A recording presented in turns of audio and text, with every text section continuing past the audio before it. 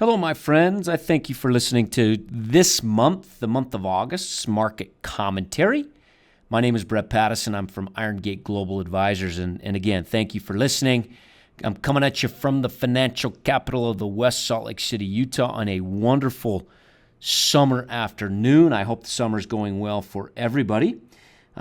Today, we're going to discuss, as we always do at the beginning of every month, what happened the prior month. What did we notice?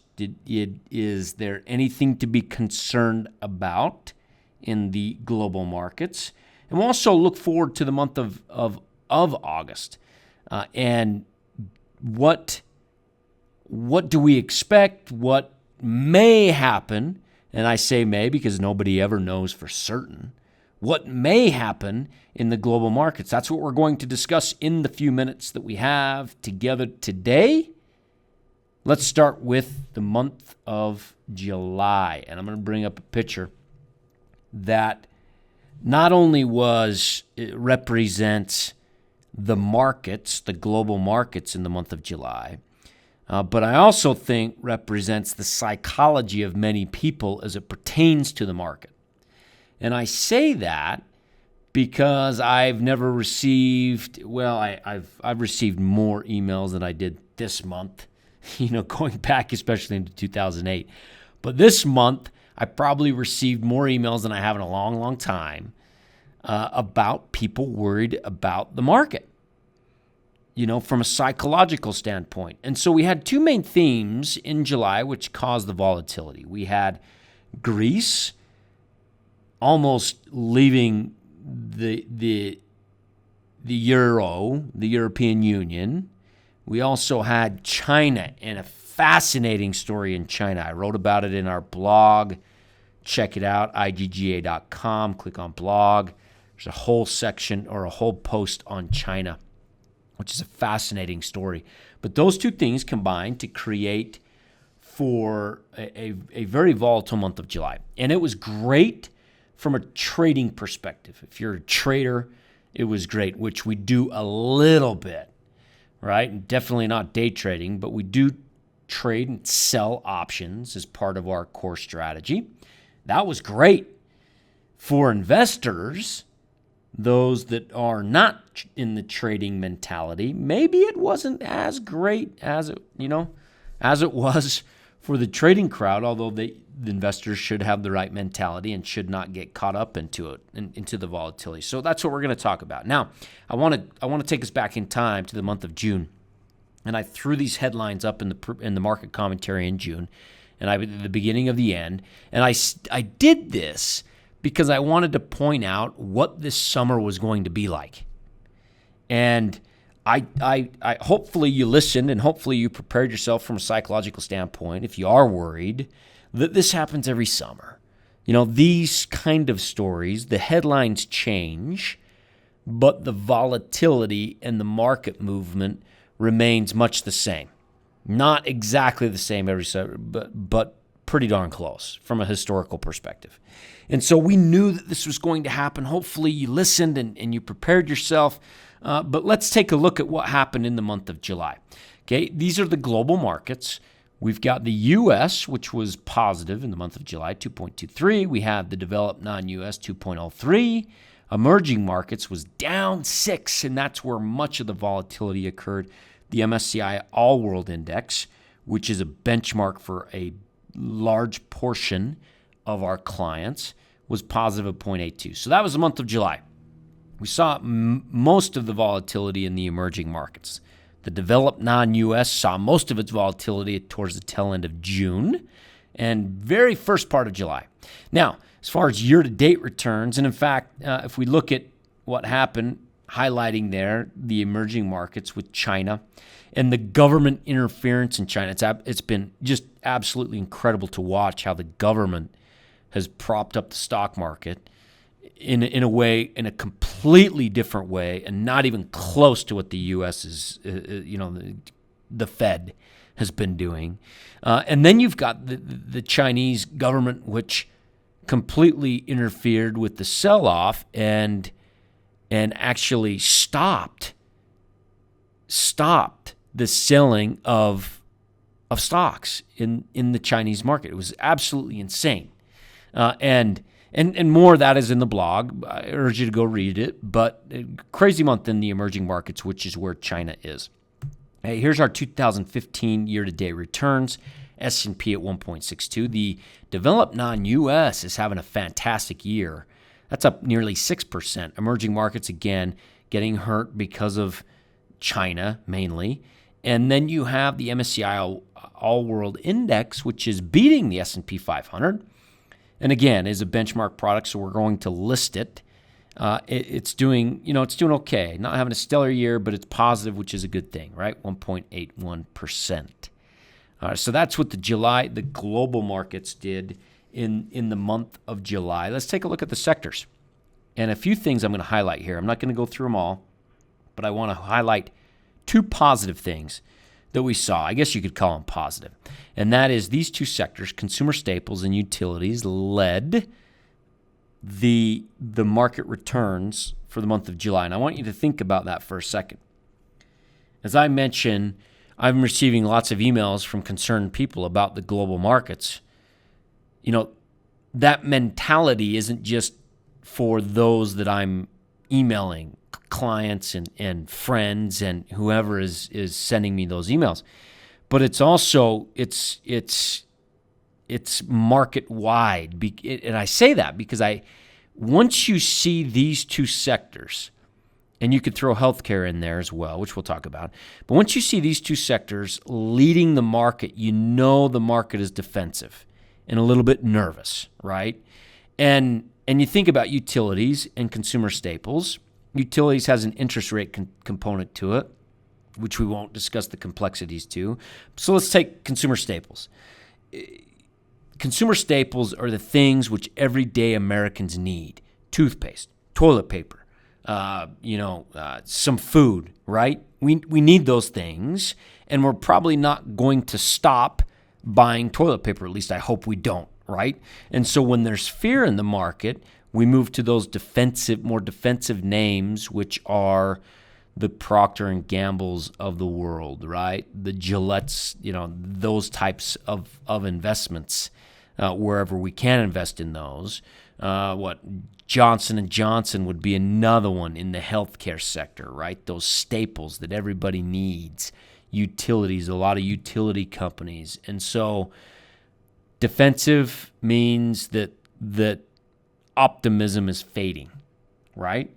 So that's what happened, highlighted by materials just getting hammered and energy as well. Okay? Year-to-date returns, a couple things I'll highlight. Healthcare. We continue to be overweight healthcare, and I won't address on this little webcast as to how we're doing it, but we are overweight healthcare, and we're actually overweight consumer staples.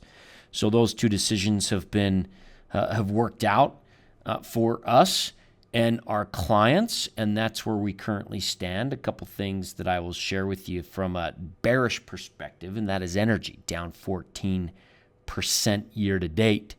And maybe some value creeping up in the energy sector.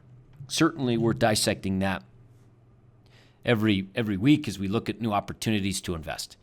All right, so that's what happened from a sector perspective. A lot of interesting things taking place.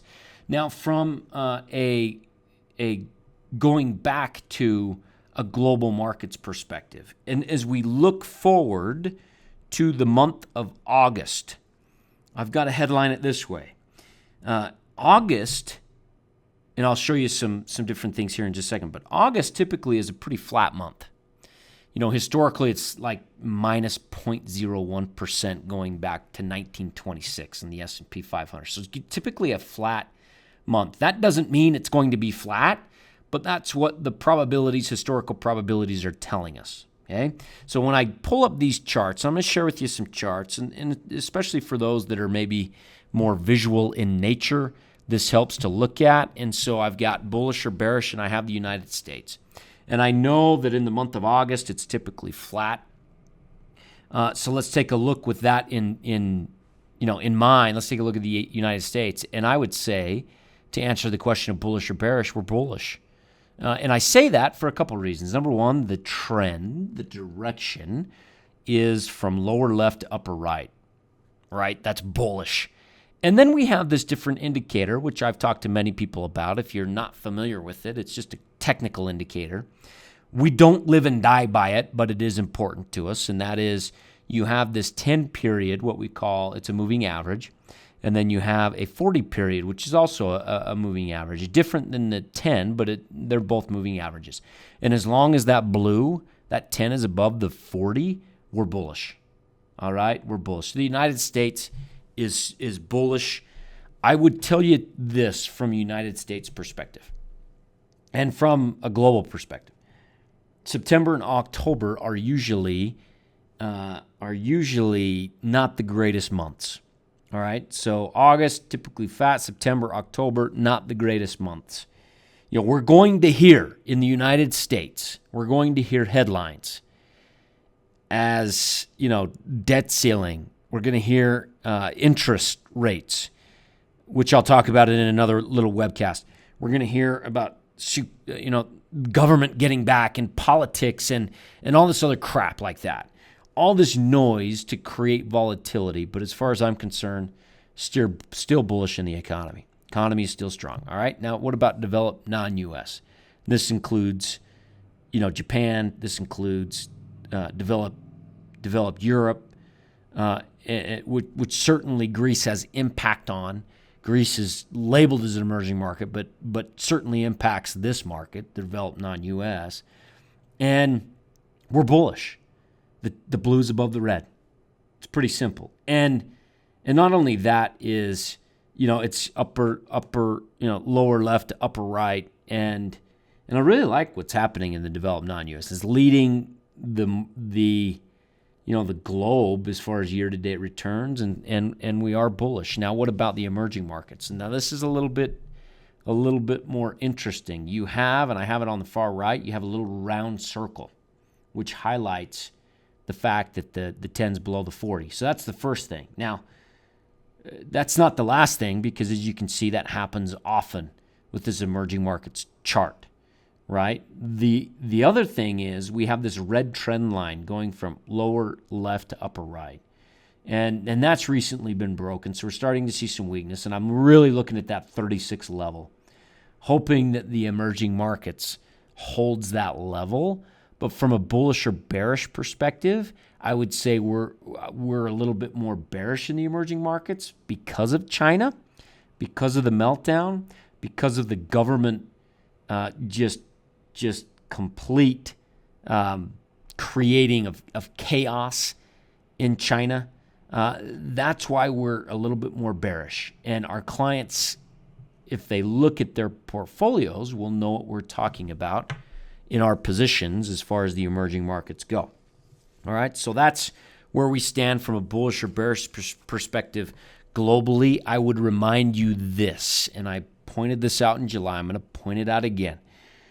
From just a reminder from Sir John Templeton, he said, bull markets are born on pessimism, they grow on skepticism, they mature on optimism, and they die on euphoria. And if you think about where we are right now, I have more people talking to me about a complete disaster that September and October are going to be. The fact that this country is in a world of hurt. I mean, I would say I don't know if we're even in the optimism part anymore. From what I'm hearing, I hear so much skepticism and pessimism, and to where the contrarian in me believes that we may move higher. Keep that in mind. Remember that quote. Print it out. If you ever get a little bit nervous about the markets, do just a little gauge, with your friends, with your family, as to where we are in the market. All right. One last thing before we end this section of this month's video. I talked about last week in a potential strategy in the world of options that we could do and trade. And it's not, it's a 30-day trade, roughly 30 to 50-day trade, but we could take advantage of the volatility in the market and typically sideways action in the market for the summer. And I got to tell you, this was the exact slide that we used in the month of July in the market commentary, and it's worked out well. I was texting a friend of mine who's a great trader, and he said to me this. He said, selling junk is working out beautifully right now. And that's what this strategy is. It's selling junk, and it is working out beautifully. You can see that we've gone sideways. This is the S&P 500. We've gone sideways. You know, we're butting our head against 2130 and the 2050 on the downside levels, and we're going sideways, and that's a terrific strategy if you're familiar with it, and then if options are right for you, to take advantage of the volatility and the sideways action of the market. All right? And if you have any questions about that strategy, feel free to reach out to me. If you're a client and want to address it a little bit more than happy to reach to talk in detail about it. That said,